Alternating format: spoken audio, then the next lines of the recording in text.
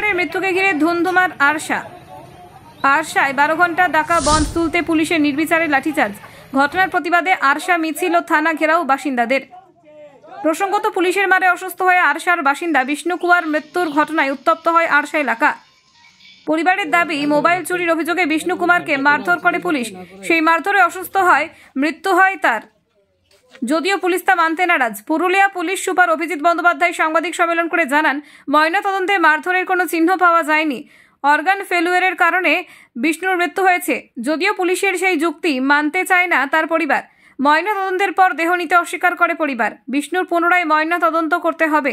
বুধবার সেই দাবিতে আরশায় বন্ধের ডাক দেয় স্থানীয়রা। এদিন সকাল থেকে আরশায় বন্ধ পালন করা হয়। যদিও পরে বিশাল পুলিশ বাহিনী ঘটনাস্থলে পৌঁছে ওই বন্ধ প্রত্যাহার করার জন্য চাপ সৃষ্টি করে। স্থানীয়রা তা না মানায় পুলিশ বন্ধ সমর্থকদের ওপরে নির্বিচারে লাঠিচার্জ করে বলে অভিযোগ। এরপরেই বেশ কয়েকজন বন্ধ সমর্থককে আটক করে আশরা থানার পুলিশ। এদিন এই ঘটনার প্রতিবাদে পুরুলিয়ার আরশা থানা ঘেরাও করে বিক্ষোভে সামিল হন স্থানীয়রা। Bureau report, Bengal voice 24x7।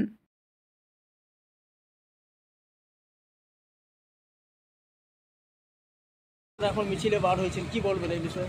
দেখুন, আমরা বিষ্ণু হত্যার প্রতিবাদে যে ময়নাতদন্ত করা হয়েছে, ময়নাতদন্ত সঠিক নয়। আমরা পুনরায় ময়নাতদন্তের দাবিতে আদালতের দ্বারস্থ হয়েছি এবং আমরা কালকে জনগণকে আশ্বস্ত দিয়েছি যে বিষ্ণু ময়নাতদন্তের জন্য সঠিক রিপোর্ট পেশ করানোর জন্য বন্ধ আজকে পালন করার জন্য এলাকাবাসী নিজের পরিমাপিক অনুযায়ী নিজেরা বন্ধ সফল করেছে।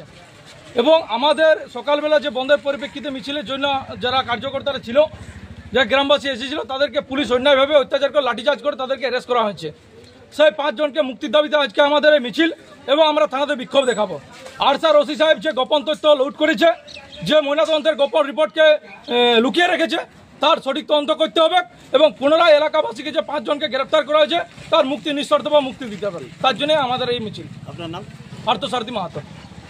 দেখুন, যে অভিযোগ করেছে সেটা আপনারা জানেন যে পুলিশ তার ভিত্তিতে কেসও লঞ্চ করেছে এবং পুলিশ প্রশাসন তাদের আইনি পথে চলছে।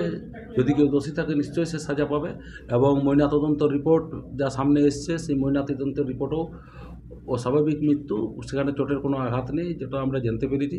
তো আইনের পথে চলবে, এটা স্বাভাবিক। এবং যে বন্ধ আজকে ডেকেছে, এই বন্ধ শুধু তারা রাজনীতি করছে, একটা এই মৃত্যুকে ঘিরে একটা শুধু রাজনীতির মানে জড়ানো হচ্ছে। এই মানে মৃত্যু কারোই কাম্য নয়। মৃত্যুটা হচ্ছে, আমরা পরিবারের পাশে আছি, সমবেদনা জানাই। মৃত্যু মানে কারোই কাম্য করি না কোনোদিন, কিন্তু ব্যাপার হচ্ছে বন্ধ যখন এলাকাবাসী স্বতঃস্ফূর্ত বন্ধ পালন করছে, সেখানে পুলিশের লাঠিচার্জ, এইটা স্বতঃস্ফূর্ত নয়, তারা জোরজবস্তি কোথাও করছিল। কিছু দোকানদারদেরকেও ধমকাধমকি করছিল, আমরা খবর পেয়েছি। ফলে পুলিশ তার আইনি ব্যবস্থা নিয়েছে। পুলিশ তো আর চুপচাপ থাকবে না। পুলিশ যখন দেখেছে কাউকে জোর করে দোকান বন্ধ করার চেষ্টা করেছে বা এসব করেছে ব্যাংকের কাছে, তখন পুলিশ লাঠিচার্জ চালিয়েছে। পুলিশ তার নিজের কর্তব্য পালন করেছে।